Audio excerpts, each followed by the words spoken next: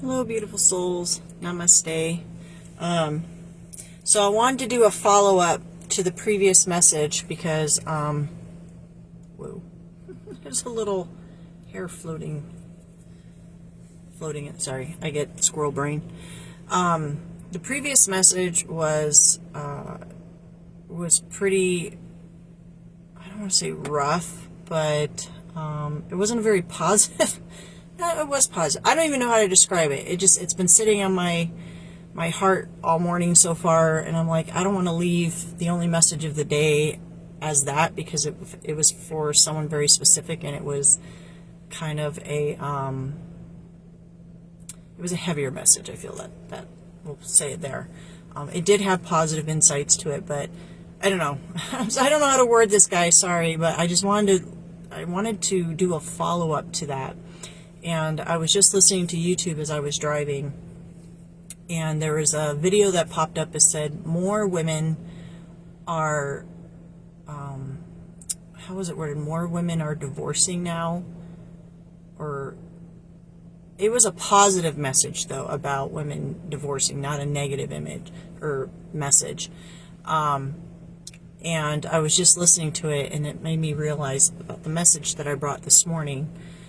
And I wanted to briefly talk about that because this is something, I've been divorced twice. I got married very early, in my early 20s, after my mom passed away. Excuse me. And it was someone I had met in the military, and he's a very lovely man.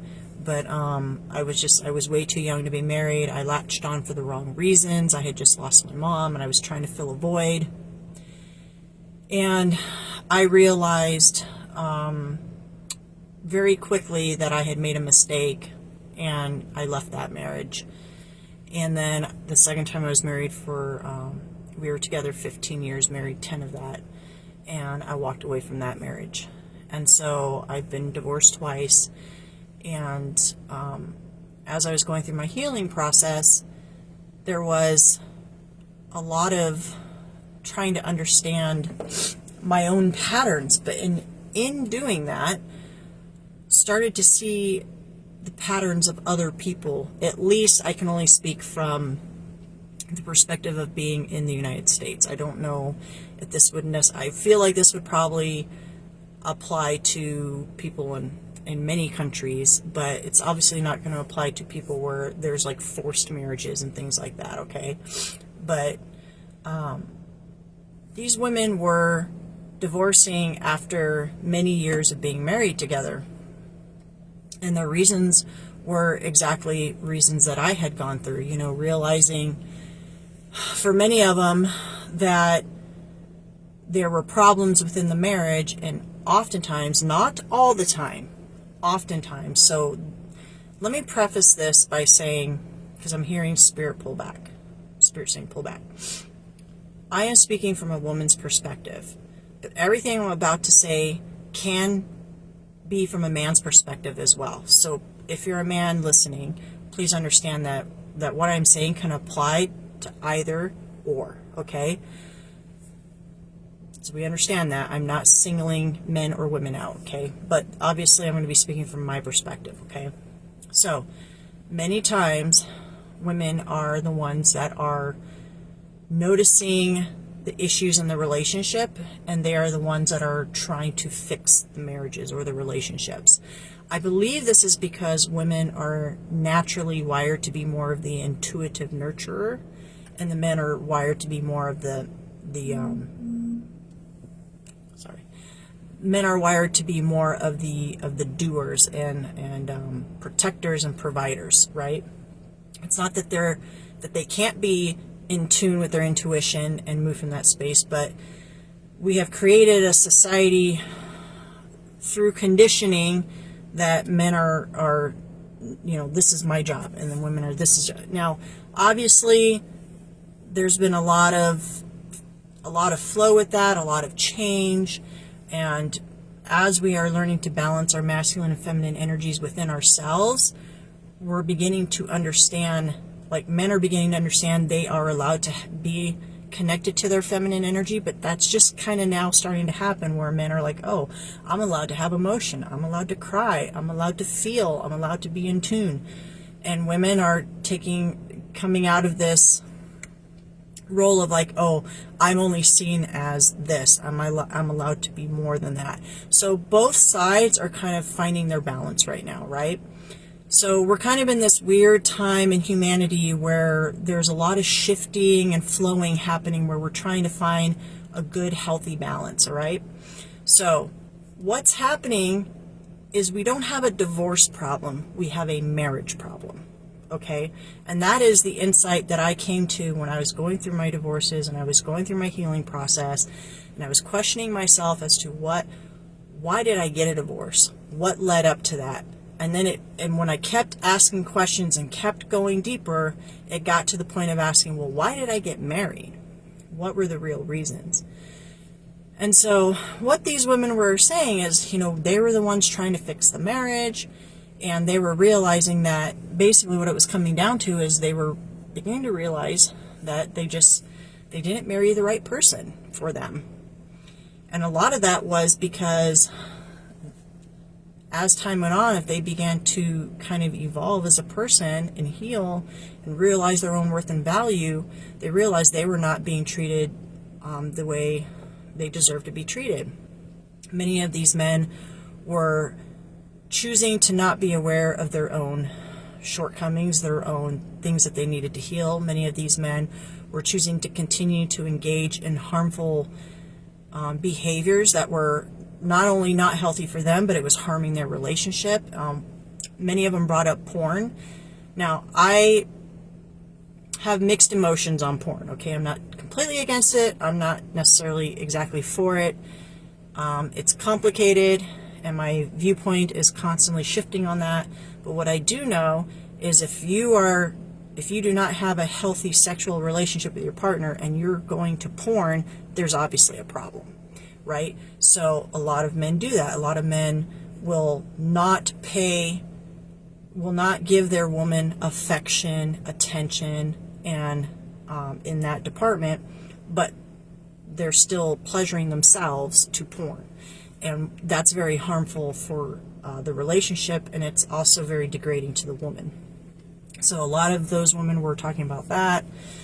There was talks about cheating, emotional cheating, physical cheating, and what all of this was boiling down to is being with partners who were unhealed and emotionally immature, emotionally unavailable, unwilling to take accountability, unwilling to heal and grow and evolve, to keep maintaining a healthy relationship with their partner.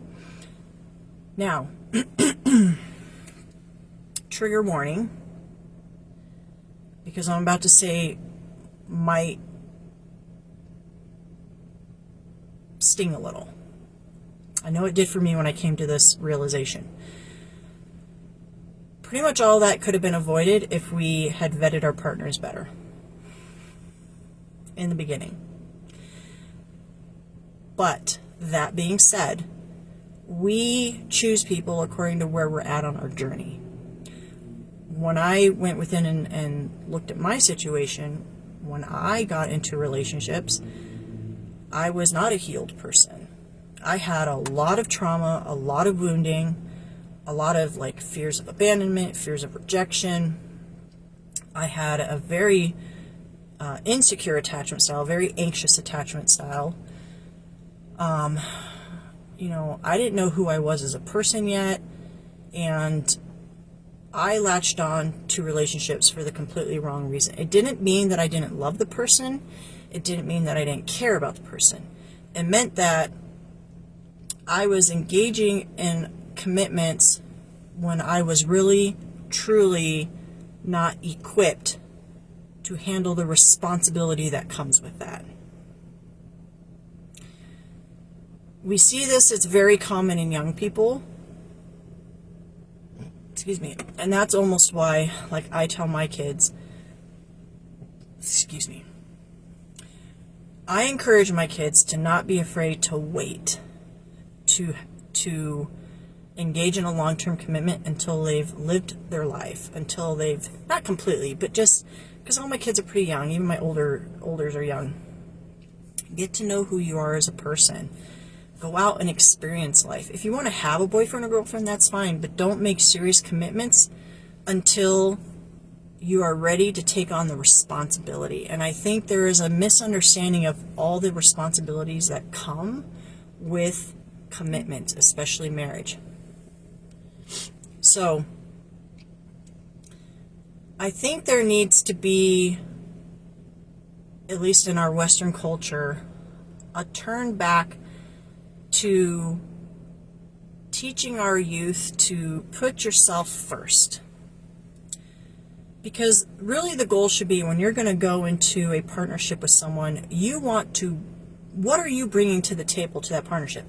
Two people should never feel so reliant on each other, physically and emotionally, that they feel trapped to where they can't leave if someone is not being treated properly. And unfortunately, what we see in a lot of these marriages that go for a very long time, which is why I don't glorify marriages from the past that were like 50-year marriages, because a lot of people will say that, oh, in the past they were married. Yeah, but those marriages in the past where they were married for a long time, many times the women couldn't leave.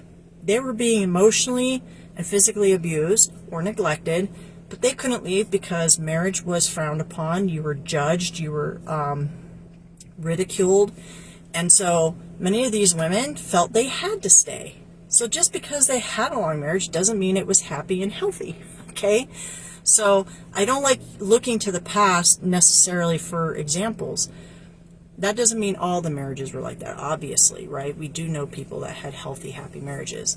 Or let me say, because I'm hearing Spirit say, you know, it's not always going to be happy, right? But a healthy marriage moves through those periods of time in a healthy way, right? So there's communication, there's forgiveness, there's compromise.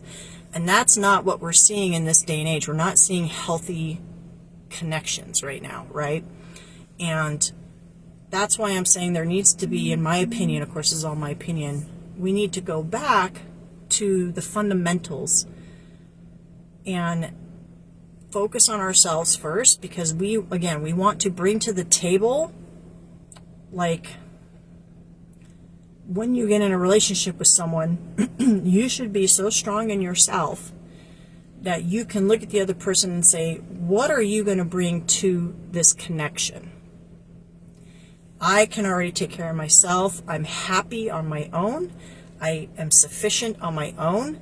I'm choosing to be in a connection. What can you bring to this connection? And so, you know, if you do not continue to show love and respect, I have the strength and the ability to walk away at any time, because I'm always going to choose my own peace and happiness. You can contribute to that, or you can take away from that. If you take away from that, I'm going to stand in my power and remove myself from the situation.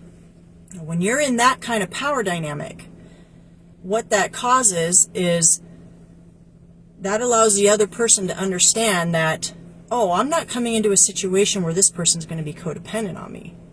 Because a lot of unhealthy relationships are one person having the power and the other person feeling the need to be attached to that person. And so there's a power dynamic there, right? That keeps you stuck in an unhealthy, sometimes even toxic situation. Well, a lot of that has to do with attachment, right? So if you understand attachment theory, it could also come down to like financial situations. A lot of people get into situations where they partnered with someone, and this is very common with women, especially in like Christian situations where Christianity teaches like the man's the head of the household, the wife stays home and takes care of the husband and the kids, so she's not working, she has no financial means to support herself. So if she finds herself 2-3 years down the road that her husband is not who she thought he was, which I've seen this happen, where all of a sudden the man changes into someone who's abusive or neglectful or any number of things, and now she wants to leave the situation, but she can't because she's completely dependent on this person, and he knows that.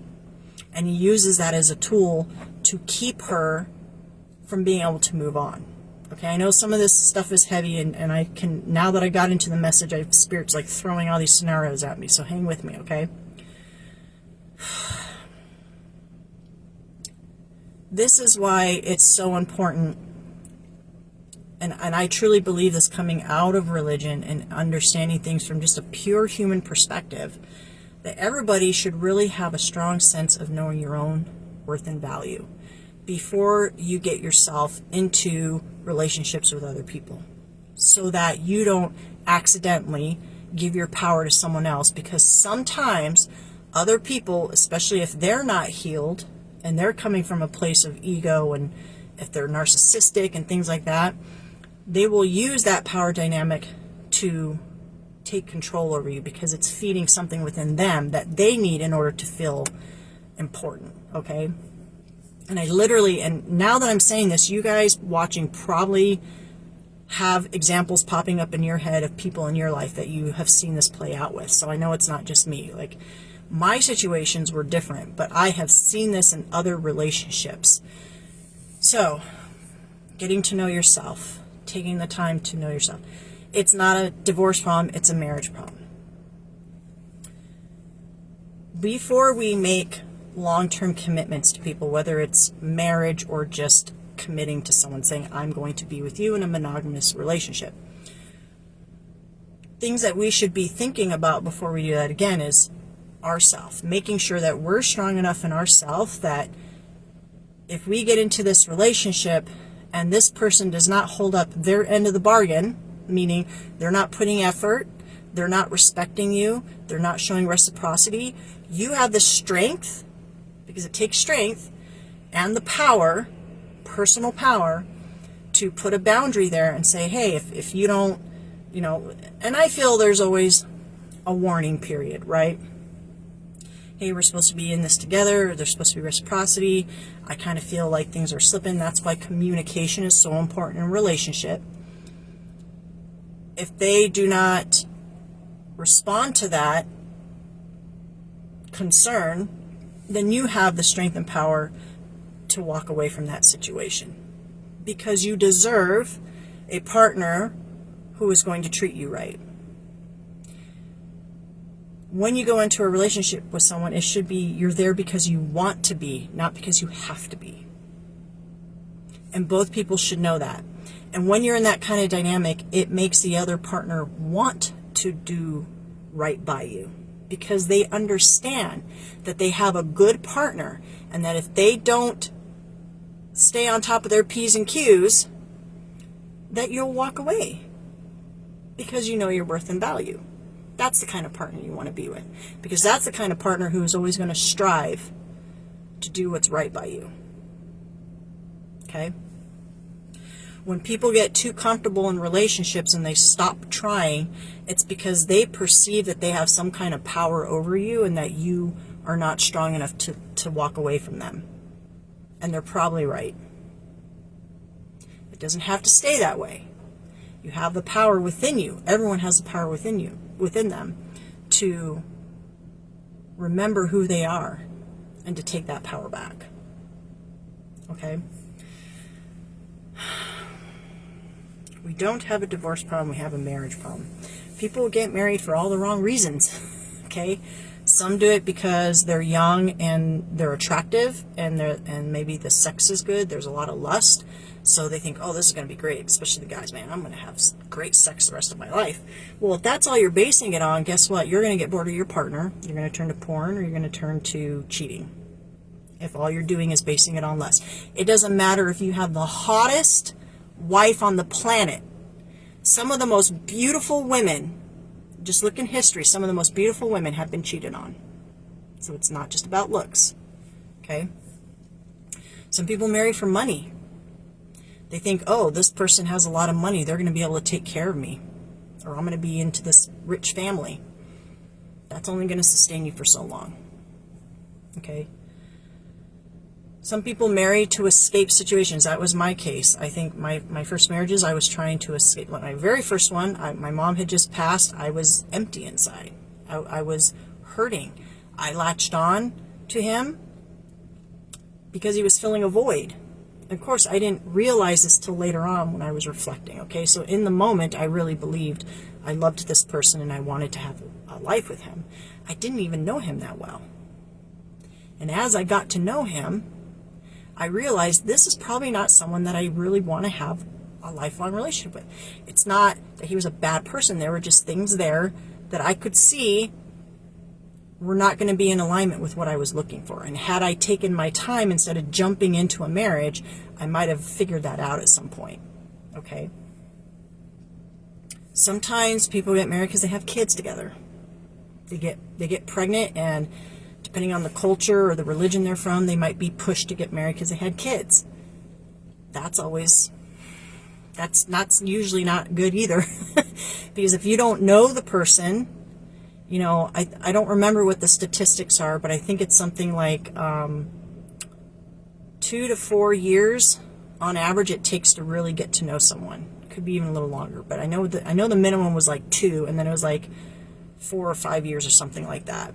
That it can take to really get to know someone, the truth of who they are, to know them all the way on a deep level. If you're going to be spending many years with someone, don't you want to know who they are truly? Because when you first meet someone, you're meeting a mask. You're meeting they're putting their best foot forward possible, but someone can only maintain that for so long before that starts to slip, when we feel comfortable and we start showing our true self.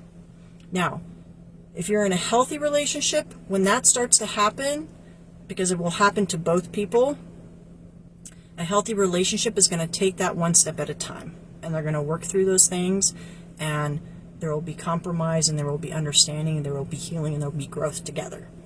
But what happens most of the time is that mask starts to slip, and if you've already locked in with someone, now you're stuck. Now you feel stuck with someone that you're starting to realize you don't even know who this person is, or they've turned into someone that is dangerous sometimes, right? So I hope I'm kind of, through all these examples, giving you a really solid case of why it's a marriage problem and not a divorce problem. And why we as a society really should shift our thinking to not pushing people to jump into relationships and jump into commitments and jump into marriages, and personally, I think the courting process is what needs to come back.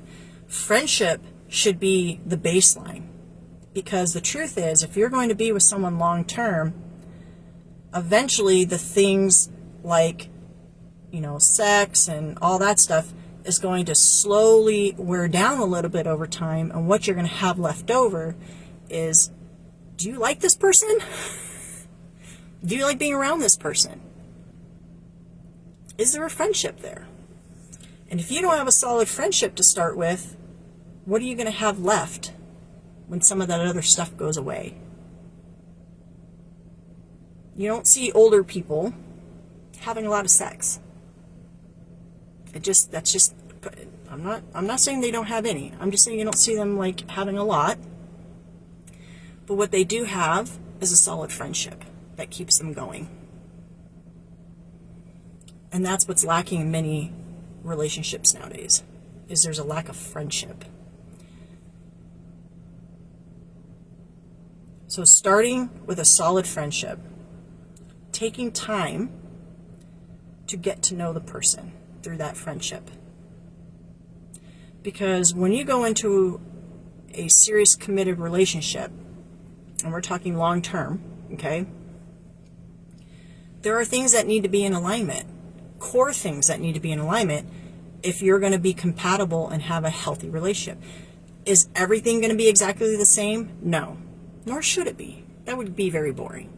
It's okay to have variety. It's okay to have different beliefs on certain things. But there needs to be core beliefs that are in alignment, or the ability to come to agreement and compromise.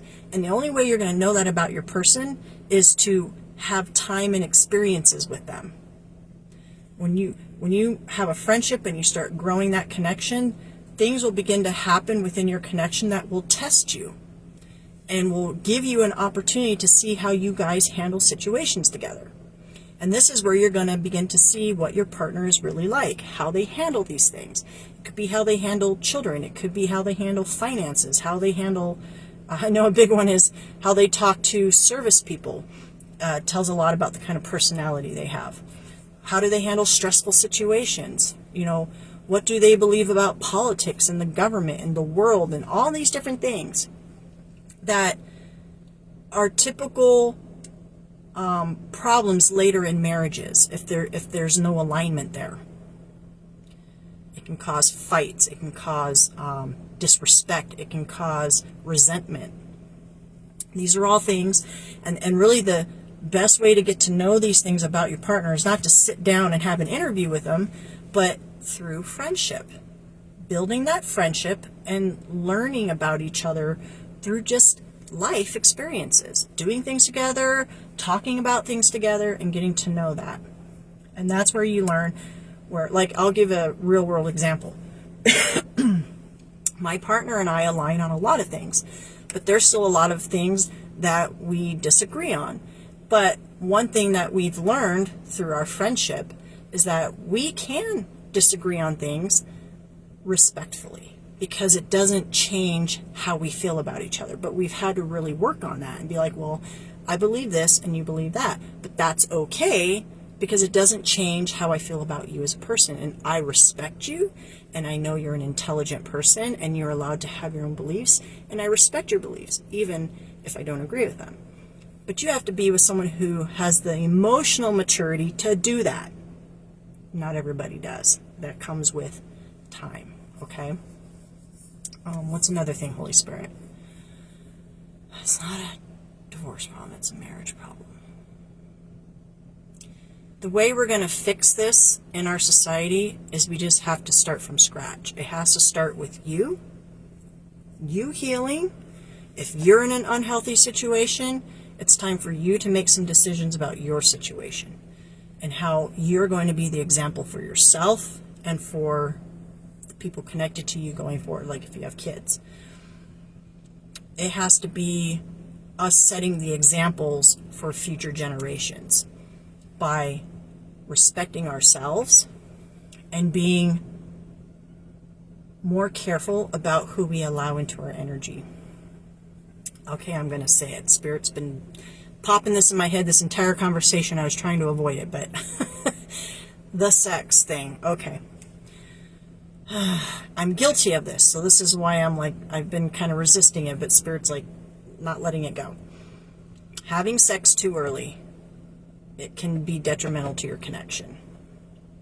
I'm very grateful for a person in my life who really taught me through demonstration the importance of waiting until you feel pretty sure about someone.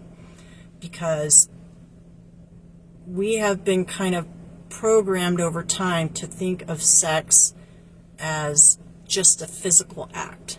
Now, one thing most religions do get right is they understand the sacredness of sex. As someone who's more on the spiritual side, I believe there's a lot more to sex than what we're told. And this is something I'm teaching my kids about spiritual attachments and the energy that we connect to people. We create soul ties with people when we have sex, and it carries with you, and it can cause problems later on in life, in your relationships, and things like that. So, when you begin to court somebody, or you're being courted, it would behoove you to save that part of yourself until you're ready to commit to that person long term. I don't believe you have to, it's a marriage thing, okay? Because marriage really is just a piece of paper nowadays. The commitment is an understanding between two people that, hey, I love you and I care about you and I want to be with you and only you, and I foresee this going long term. Yes, we know things can change, anything can happen, but day to day I'm choosing to be with you, I'm choosing to go on this path with you and only you. To me, that's what a commitment means. That means you trust and believe that your partner is truthful about this, and you're relying on that information, and you're committing to each other on that path, okay? When you bring sex into the equation, if one or both people are not healed enough, you bring potential issues into the relationship, okay? And it can complicate things, okay? And I'm speaking from experience. Women tend to bond more through sex, okay? Men, it's more of a physical act until they're a little further along on their healing journey and they begin to understand the importance of it too. So what I've seen and experienced in past situations is that oftentimes when you're dealing with two people who are not very far along on their healing journey, is they bring sex into it too early. The woman bonds to the man, and the man, for them, it's just sex. And so there's a mismatch of expectations of what is happening in the relationship. Spirit. The sex thing could be a whole nother video. Spirit really wants me to talk about it. It's like, that's going to be like another hour-long video.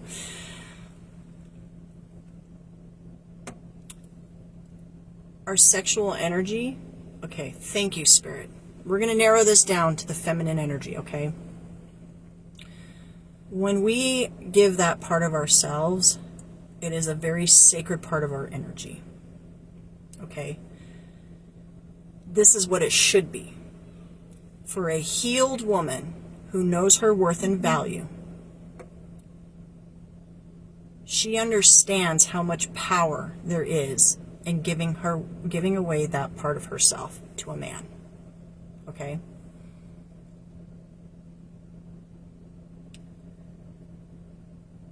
When you get to a certain point on your healing journey, you're going to treat that as very sacred, and you're going to guard that resource.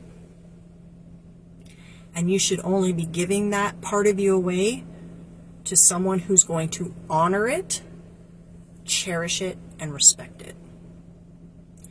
If you're with someone who's not an equal as far as where you're at on your healing journey, there's no such thing as being fully healed.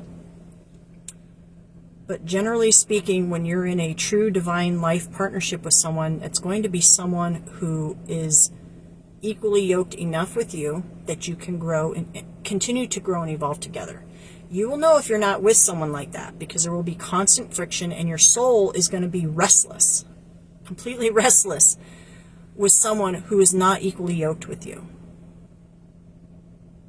And this often happens in relationships where one partner is beginning to awaken and heal and the other partner is not. And that creates a lot of tension there. That's kind of what I went through. So sex is really important. The other part of it that's important is having a partner that understands the importance of sex, that understands the spiritual aspects, that understands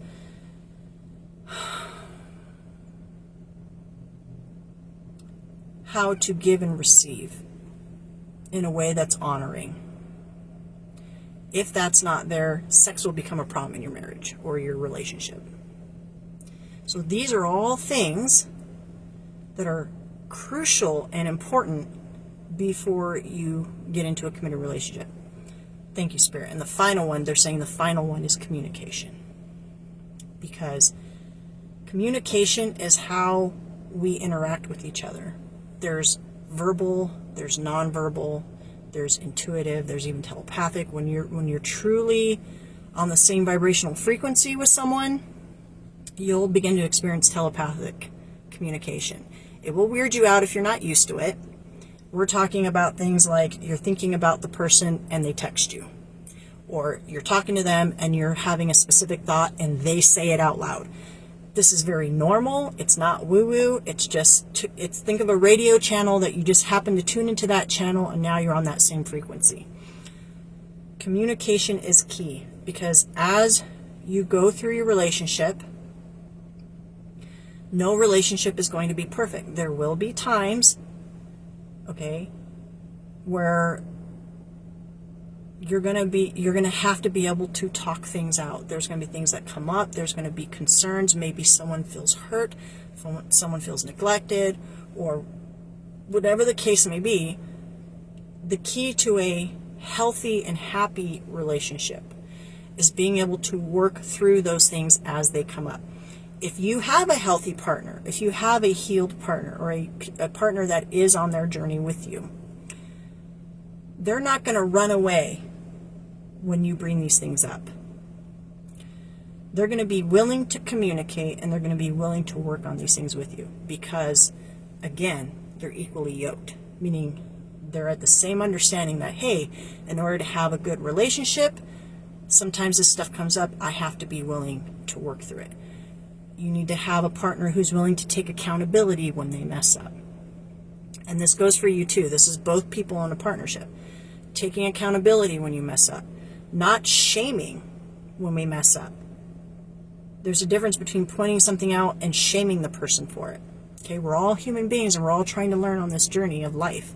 So being able to have compassion and grace and forgiveness and healthy boundaries.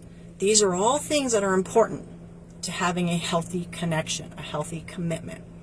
So, as you can see, hopefully I've laid out, through bouncing around with the messages that were coming through, the importance of understanding all of this before you jump into a serious commitment with someone.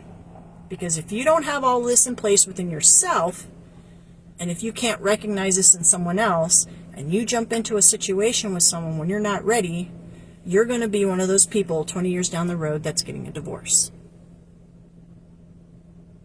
Why do that and go through all that heartache when you can avoid it up front and just do the work now? It doesn't matter where you're at. If you're someone young right now watching this who is considering getting into a relationship, or you know you're going to in the future, heed these words.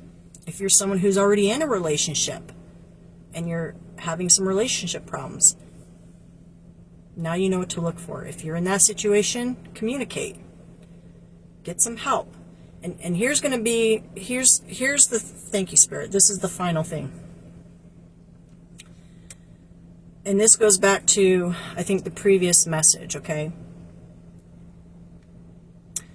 The video I was watching said these women chose to get divorced.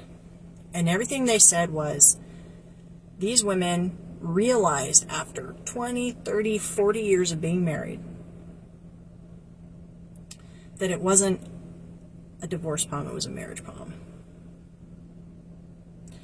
They understood that the person they married was not willing to do what was necessary to heal, grow, and evolve the marriage. And they finally got to a point where they realized, if I choose to stay, it's at my own destruction. They chose to take their power back. And for like the majority of these women I was listening to on this video, these were women who tried for years to fix their marriage. Years. We're not talking about like an overnight, like, my husband said something that pissed me off, now I'm done, I'm walking away. No, this is like years progressively of things not getting better. The man not wanting to heal and change. And the thing is that kind of characteristic in someone, whether it's a man or woman, that characteristic of someone not being willing to take accountability, not willing to do the work to maintain a healthy relationship, those character traits were there in the beginning. They just didn't see them. Probably because where they were at on their own point of the journey.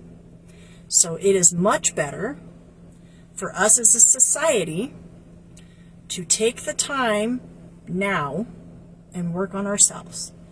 Work on our own inner healing. Work on becoming our authentic self. Because when you're authentically you, you're going to be living in alignment. You're going to have more joy in your life, more peace in your life. You're going to have more purpose in your life. You're going to generally be a happier person. And when you attract an equally yoked partner, you're going to have a healthy and happy, we'll say healthy, it's not always going to be happy, but a healthier and happier relationship. And then when you bring kids into that situation, it'll be a healthier environment for the kids. And that's how we restart a happier, healthier life going forward. But everyone has to do their part. We have, this is not going to be something that changes overnight. It's a mindset change. It's a paradigm shift. Okay? So if you're listening to this and it's making sense, and you're understanding, when I bring messages, it's always about the big picture. I'm talking to a small amount of people because Spirit knows who's going to come watch these videos. But Spirit also knows that the people that are watching and resonating with this, you guys are part of the shift. You are part of the change. You wouldn't be watching these videos and watching my dumbass talk on these videos for as long as I do if it wasn't making sense to you, if it wasn't resonating in your soul. How does change happen on the planet?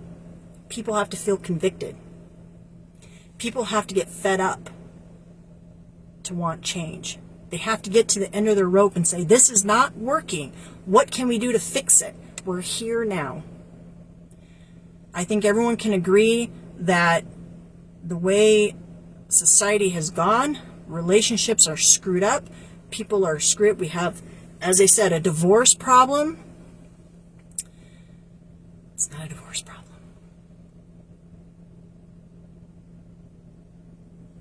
We will change that by focusing on ourselves and setting a healthy template for those that come after us. That we're going to be more self-aware now when we're dating. Who we're letting into our energy. Who we're letting access our intimate places. We're going to take our time to vet people. We're going to take our time to foster friendships. Get to know people. Choose each other. Choose to heal and grow together. Choose to take accountability without shame or guilt. Choose to support each other on our journey. Something that has been the glue in my relationship with my partner, because it's not been easy, is that my partner and I have committed to helping each other on our paths. One thing that we did do right is in the very beginning, when we were establishing a friendship, is we were both very forthcoming about the things that we were struggling with. We were both forthcoming about the things that hurt us in the past and what we're currently dealing with. And we made a commitment as friends to help each other on our paths. And I think that is what has kept our connection going strong, even through difficult times.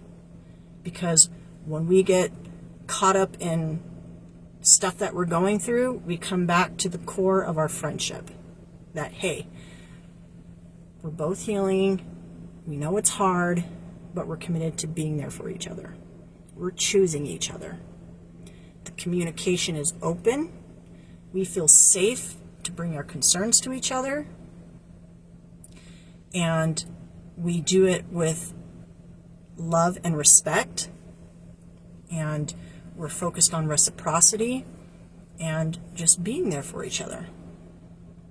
And what we're doing in that is he and I are setting healthy examples for our kids, because he has his kids and I have mine. We're showing healthy examples of what it looks like to have a healthy relationship, what it looks like to start as friends and to grow it. Now, I cannot take credit for all of that.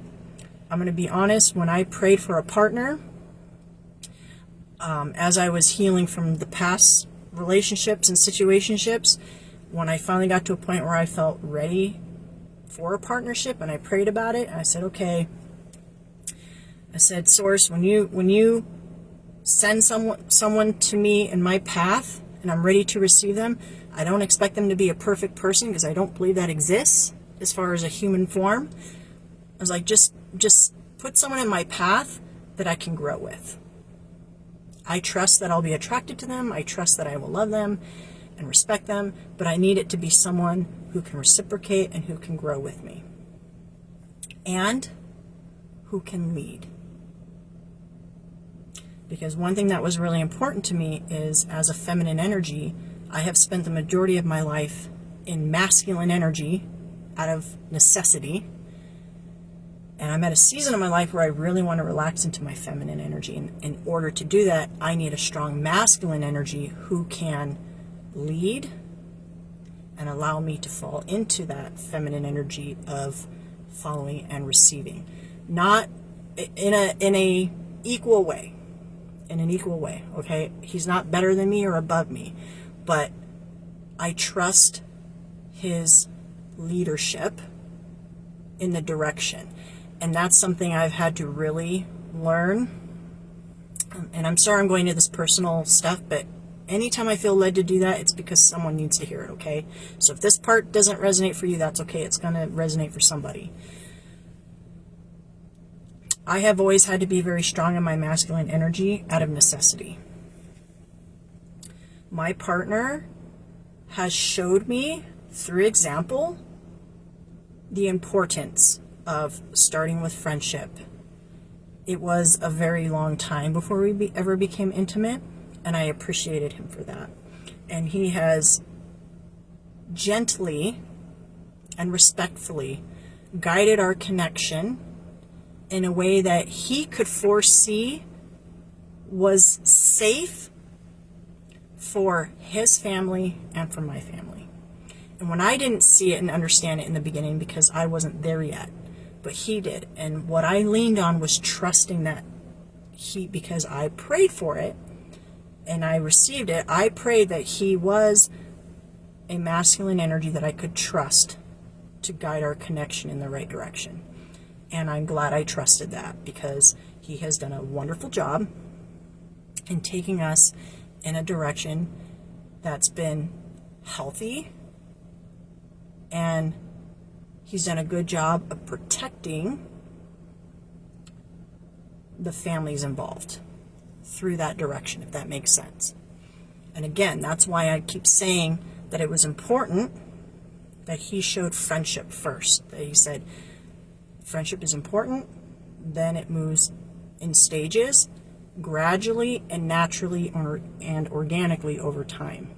And that is what I'm very appreciative, and that's why I share that with you guys, because I can see the importance of it, and I can see how it positively shifts a connection. And I can also see what happens when you don't have that at first and you jump into connections, okay? So I feel that message was probably for someone pretty specific, because I know that was something I struggled with in my past, was jumping into connections too quickly with men that I barely knew or was only friends with for a short period of time. You know what I'm saying? And well, those connections didn't last. So, doesn't take a scientist to put those two connections, or, connect the dots there. So, anyways, this was a really long video, but I feel like this one is really important, and I really hope lots of people get this message, because I feel if we're going to shift the dynamics on this planet, family is important. And how do we create healthy, strong families? It's with our mindset and how we look at it. It's how we approach it. And the way we've been approaching it for a very long time now has not been working. So that means it's time, we're fed up, and it's time to say, okay, that wasn't working. Let's start over, and let's change the way we approach this. And now we're going to start approaching relationships in a healthy way for everyone involved, which means we're no more bashing men, no more bashing women. We're helping each other to heal and grow so that we can create those healthier connections. Does that make sense? Okay, now I feel like I'm repeating myself. So, I think that's it. I really, really, really feel very strongly about this, and I hope, I'm feeling really led to pray right now. Holy Spirit,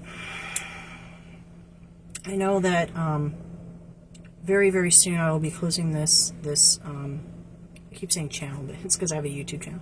I'll be closing this Facebook down. And I know that there's been a lot of messages coming through, sometimes from you and sometimes just messages from my own heart to the people that come and watch these messages. And yes, I know that only some of them watch them all the way through, but I do trust and believe that the people that need to hear the messages are receiving them. And I trust that the messages that are coming through are of truth and are only here to help those that listen on their own personal healing and spiritual journey. I only bring these words through you, Holy Spirit, because our desire is to help humanity to heal and to grow and evolve. And we know that we can either choose to believe the world is going to hell in a handbasket, or we can choose to believe in the power of the divine love. That love is the power that can shift everything. It can shift mindsets. It can change hearts. And I truly, truly believe in this as truth. And I want to pray for the people that have been tuning into these messages, that they are touching their soul on a deep level, that we are planting seeds of truth, of hope, of endurance, of strength, to help these people step into their own personal power, to gain control back of their lives, to live in their most authentic self, to find peace and joy again in their life, to change their mindsets, and to change their hearts so that they can go forward in life and be the change makers that this world needs. I want to thank you, Holy Spirit, for using me to bring these messages of hope to others as I continue to be in service to you in other ways. I trust and believe that those people that have been receiving the messages, that you empower them, Holy Spirit, empower them within themselves to be the change in their own communities, in their own families, in their own little circles that this world needs right now, that they become the beacon of light as we continue to work towards a collective movement of healing on this planet. And I just want to thank all the people that have been tuning in over the years and watching my own journey. And I know there's a lot of people out there that have been praying for me and sending me their love.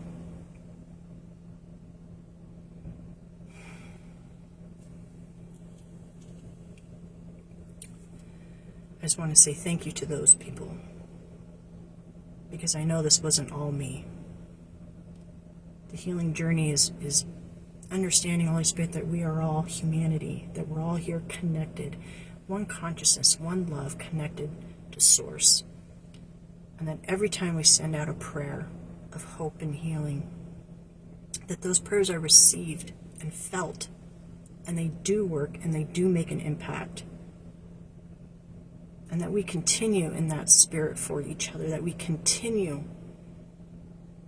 to pray for each other, to lift each other up with every chance we get, that we continue to become self-aware, Spirit, that when we have a moment of choice between tearing someone down or lifting them up, that we choose to lift them up.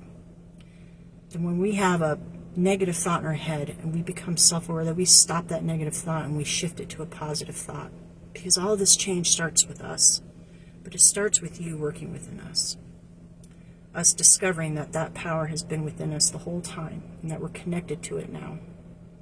And we're connected to each other and we're helping each other tap into that. That we have a choice, Holy Spirit. We have a choice to believe that things are going to change or they're not, and that we choose to believe that they're going to change, that we choose to believe that the future is beautiful and bright and that we're a part of that, and that everything that we're doing right now is contributing to a better future. We have to trust and believe in that, Holy Spirit. And I pray that this truth reaches everyone that hears this message, that it gives them that hope, that it gives them the strength to continue persevering through whatever they are going through in their life right now. And I just want to say thank you. Thank you for opening my eye to the truth of the divine, and to the world, and to humanity. I pray that the same happens for those that have been tuning in. Thank you, Holy Spirit. All right. That was a very long video, but I feel it was important. Sorry, I did start to water. I thought I was going to start bawling, but I didn't. I never know. Sometimes I do. But thank you all so much for joining me. I hope this message has been of help to you. And yeah, I wish you all well going into December. All right. You all have a wonderful day. Namaste.